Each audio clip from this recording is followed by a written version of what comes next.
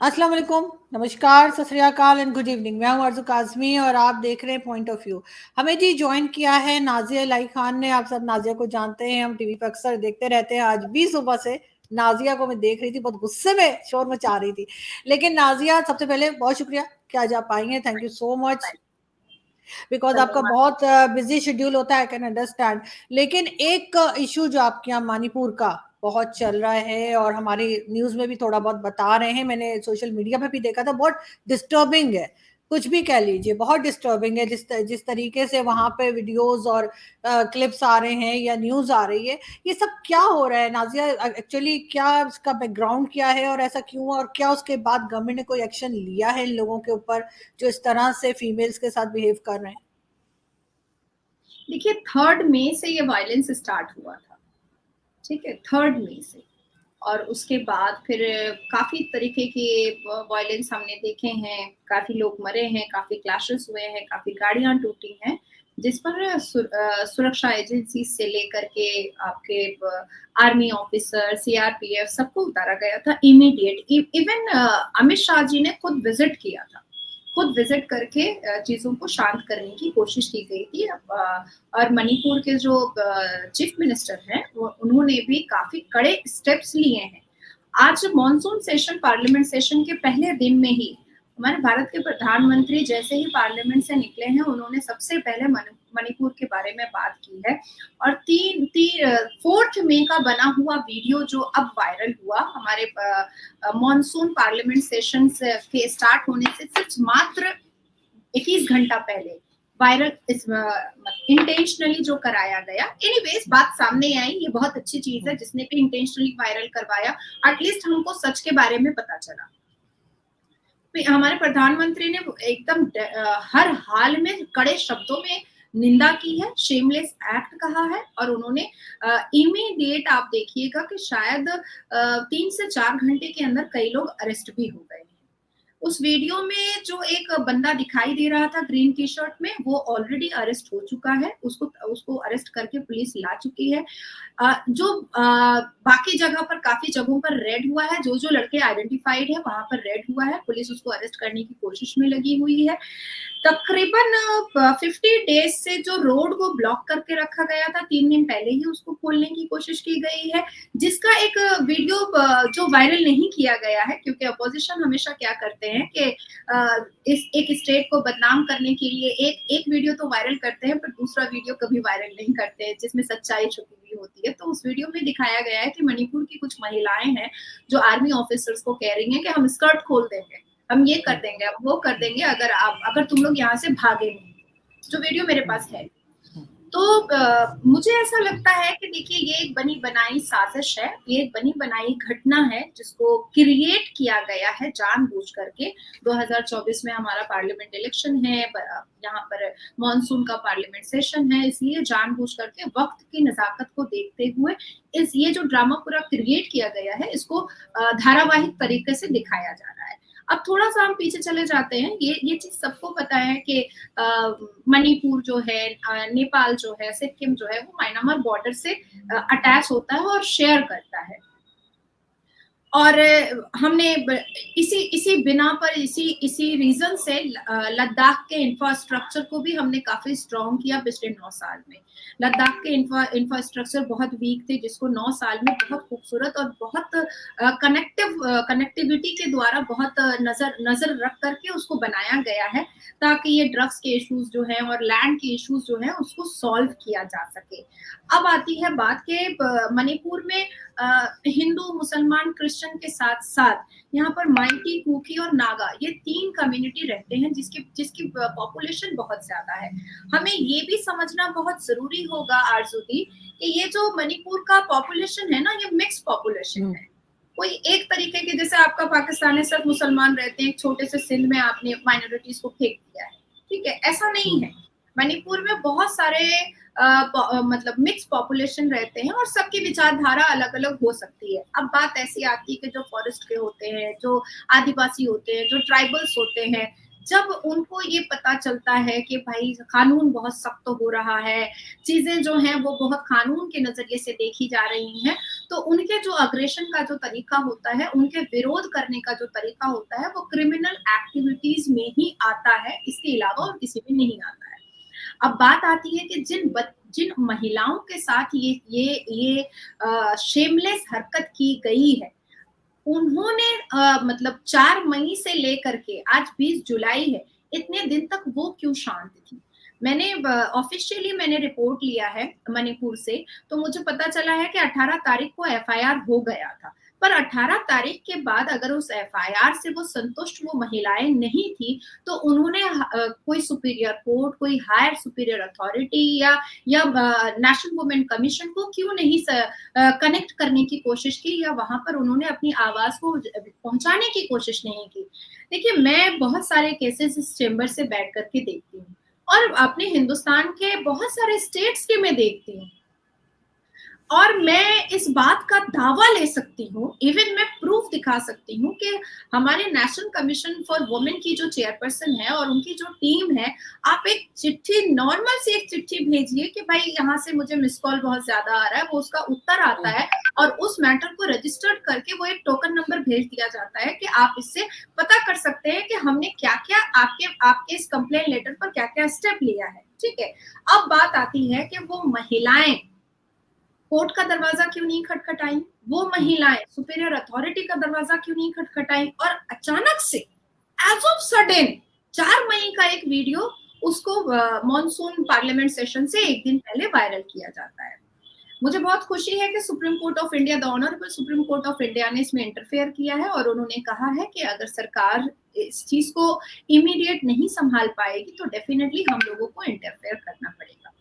देखिए, हिंदुस्तान में हम आज से नहीं, पिछले 9 साल से हम कह रहे हैं कि छाती पीटने से न्याय नहीं मिलता है हिंदुस्तान में। धरना, मिचिल, मीटिंग और बोर्ड और बैनर लेकर के चलने से न्याय नहीं मिलता है।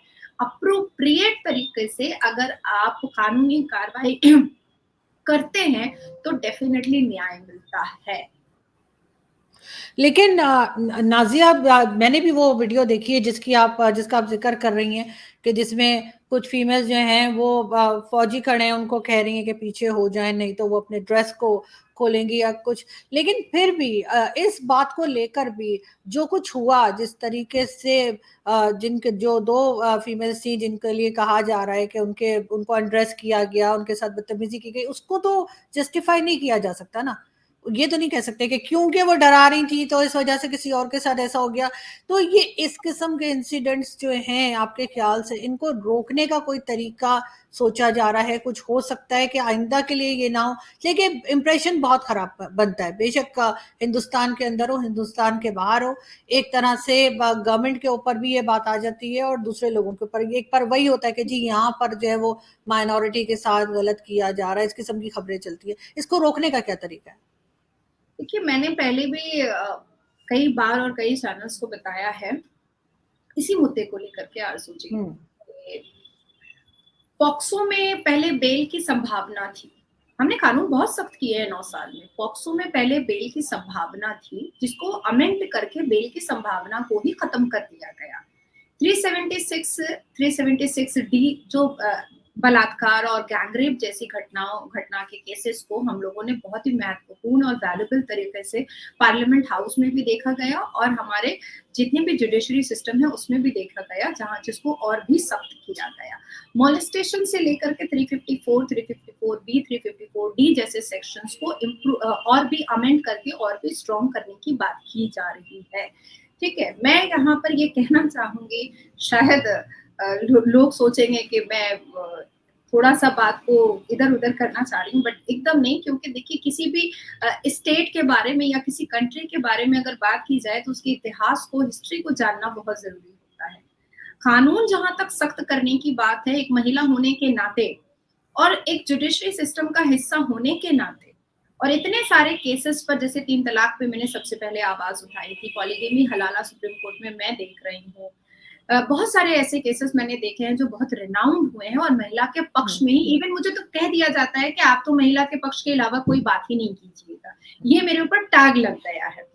अब आती है बात कि 1962 में हम चाइना से हारे थे, क्योंकि हमारा इंफ्रास्ट्रक्चर और हम प्रिपेयर नहीं थे। ठीक है, इस बात से कोई दो राय नहीं है कि ब्रिटिश ने कुकी समाज को मणिपुर में इस्टेब्लिश किया था, ठीक है। अब बात आती है कि मणिपुर एक ऐसी जगह है जहाँ से म्यांमार, जहाँ से चाइना, ऐसी चीजों के बॉर्डर जो है बहुत सुविधा वाले होते हैं और बहुत ही इजी होते हैं। अब बात आती है कि इतने सारे हथियार इनको कौन प्रोवाइड कर रहा है, इतने सारे ड्रग्स इनको कौन प्रोवाइड कर रहा है, इतने डायबोलिक माइन इनको कौन प्रोवाइड कर रहा है। कहीं ना कहीं हिंदुस्तान की तरफ से चाइना को थोड़ा ना थोड़ा तो प्रॉब्लम है ही, बिल्कुल है। तो अभी जो हमारे यहाँ जो इन्वेस्टिगेशन चल रहा है महिलाओं के सुरक्षा के लिए, तो डेफिनेटली सर्वप्रथम सबसे पहले इस चीज को देखा जाएगा और भारत के प्रधानमंत्री से लेकर गृह मंत्री ने भी इसकी कड़ी से कड़ी निंदा की है। और आप देखो कि 3 से 4 घंटे के अंदर काफी रेड पड़ गए, सीबीआई के प्रोब की बात हो गई है, वहां पर सीआरपीएफ उतर गए, वहां पर आर्मी उतर चुकी है, वहां का जो रोड ब्लॉकेज था, हाईवे ब्लॉकेज था, उसको खत्म कर दिया गया है। पर जो अंदर की चीज है वो तो serial wise, step wise under the barricade of law को ही जानकारी आ सकती है। हम कहते हैं ना कि इमीडिएट किसी सब जुडिशियल मैटर पे किसी भी स्टेटमेंट को देना वो खतरे से खाली नहीं होता है। जैसे हम कहते हैं कि भाई गूगल से पढ़ा हुआ वकील बहुत खतरनाक होता है, या व्हाट्सएप से पढ़ा हुआ वकील या डॉक्टर बहुत खतरनाक होता है। तो उसी तरीके से जब किसी भी केस को देखा जाता है तो उसको मिडिल ऑफ द केस या स्टार्टिंग ऑफ द केसेस हम लोग कभी भी कोई निर्णय या किसी रिपार्केशन पर कभी नहीं उतर सकते हैं। अब बात आती है कि इसमें चाइना का कितना हिस्सा है, ये बात बहुत जरूरी है। इसमें इनके दिमाग में ये डालने वाला कौन है, इनको उजागर करने वाला कौन है, ये सारे प्लान और स्ट्रेटेजी को बनाने वाला कौन है।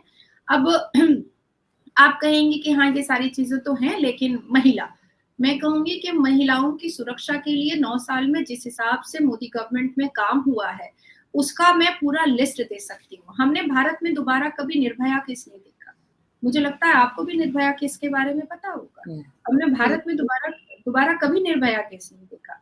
हमने भारत में कभी 26 से 11 9 साल में नहीं देखा और होगा भी नहीं। अब जब तक मोदी जी यहाँ पर एज अ ब्लेसिंग भारत में है, ये हो भी नहीं पाएगा। और छोटी से छोटी मुद्दों को और बड़े से बड़े मुद्दों को बहुत ही ज्यादा अच्छे तरीके से देखा जाता है।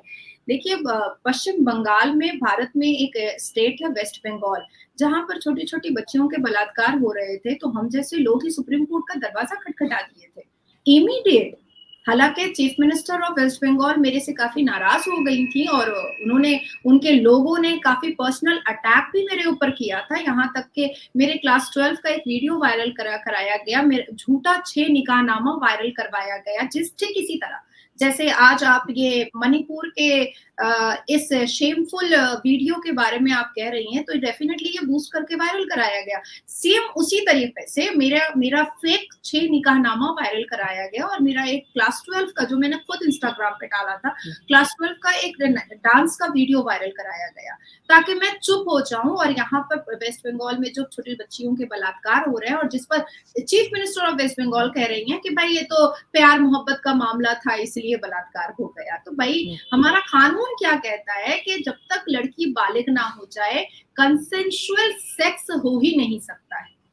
इसमें धाराएं हैं और नॉन अवेलेबल सेक्शन पर कन्विक्शन की धाराएं हैं कि पूरी जिंदगी कल्प्रिट को जेल के अंदर गुजारना पड़ेगा। महिला को लेकिन यहाँ पे मैं ये जरूर कहूंगी नाजिया कि ये भी बात की जा रही है पाकिस्तान की तरफ से नहीं, ऑफ कोर्स इंडिया में ही, चाहे वो अपोजिशन हो या दूसरे लोग हो, ये भी कह रहे हैं कि आपके प्राइम मिनिस्टर मोदी जी इस सारे वाकये के ऊपर, मणिपुर का जो चल रहा है काफी टाइम से, उस पर खामोश है। कोई खास वजह है कि प्राइम मिनिस्टर कोई बात नहीं कर रहे इसके ऊपर? क्यों, आज तो पार्लियामेंट के बाहर पूरा प्रेस कॉन्फ्रेंस कर डाला उन्होंने आज तो। और जब ये घटना स्टार्ट हुई थी तब वहां पर जाकर के अमित शाह जी खुद विजिट करके आए थे। मगर ये तो बहुत टाइम से चल रहा है ना। अगर उन्होंने आज प्रेस कॉन्फ्रेंस की है तो उससे पहले जो है, मैं कल तक की जो न्यूज मैंने देखी है उसमें तो यही मतलब सोशल मीडिया पे चल रहा था कि बल्कि पिक्चर्स आ रही थी मोदी जी की, मुंह पे ताला लगा हुआ है, उस किस्म की पिक्चर्स लगाई जा रही थी उनकी, अभी भी मैंने देखी है। तो नहीं, हाँ, पाकिस्तान में नहीं, इंडिया की तरफ से लगाई जा रही थी, मैं ये कह रही हूँ, इंडियन जो भी अपोजिशन है उनकी तरफ से, पाकिस्तान की तरफ से नहीं। तो ये बताने की कोशिश की जा रही थी कि वो कोई बात नहीं कर रहे, इस पे कोई एक्शन नहीं ले रहे, कुछ बोल नहीं रहे। अब मैं अब आपको अगर आज बताती उन्होंने हूँ, प्रेस कॉन्फ्रेंस की है तो बहुत अच्छी बात है जी। नहीं सिर्फ आज की बात नहीं है, अभी तो मैं हम्म, पहले जो इंडिया में ये चीजें वायरल कर रहे हैं, उसी इंडिया हम्म, के कुछ ऐसे मुसलमान और ऐसे अपोजिशन पार्टी वाले हैं जिसको इंडिया की तरफ की हजम नहीं हो रही है, क्योंकि उनको अपनी सत्ता और भी दूर दिखाई दे रही है। हिंदुस्तान में रहने वाले चंद ऐसे मनहूस मुसलमान हैं जो भारत की भूमि को पसंद नहीं करते हैं, पर यहाँ के लाभ उठाने को बहुत पसंद करते हैं।